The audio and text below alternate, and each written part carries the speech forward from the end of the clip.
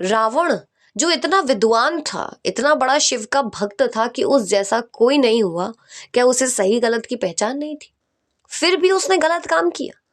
वो पराई स्त्री को अपने घर ले आया, पत्नी के होते हुए दूसरी स्त्री ले आया।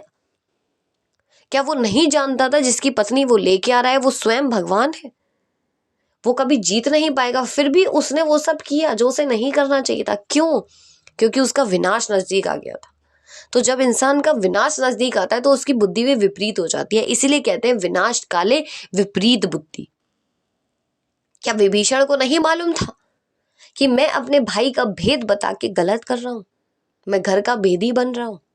पर फिर भी उसने किया, क्योंकि घर का भेदी लंका ढाए। विभीषण ने ऐसा काम किया कि उसने पूरी लंका ही खत्म कर दी।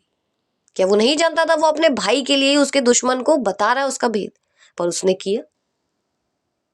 मंत्रा, क्या मंत्रा नहीं जानती थी कि जिस राम के लिए वो केकई को भड़का रही है वो राम स्वयं भगवान है? उसका क्या होगा अगर वो ऐसा करेगी तो उसका कितना बड़ा भुगतान उसे भुगतना पड़ेगा। पर उसे नहीं समझ आया, क्योंकि जब विनाश नजदीक आता है ना तो बुद्धि भी विपरीत हो जाती है। अगर उसकी बुद्धि विपरीत नहीं होती तो राम जी वनवास कहते जाते।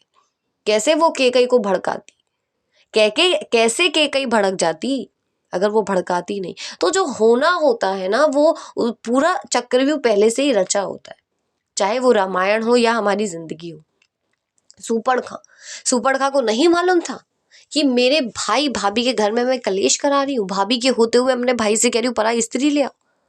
कितना बड़ा पाप वो कर रही थी, पर फिर भी उसने किया, अपने भाई का घर बर्बाद किया।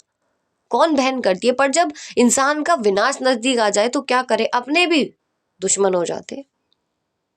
मंदोदरी के होते हुए रावण पराई स्त्री ले आया, इससे बड़ा पाप क्या होगा? क्या वो नहीं जानता था ये पाप है?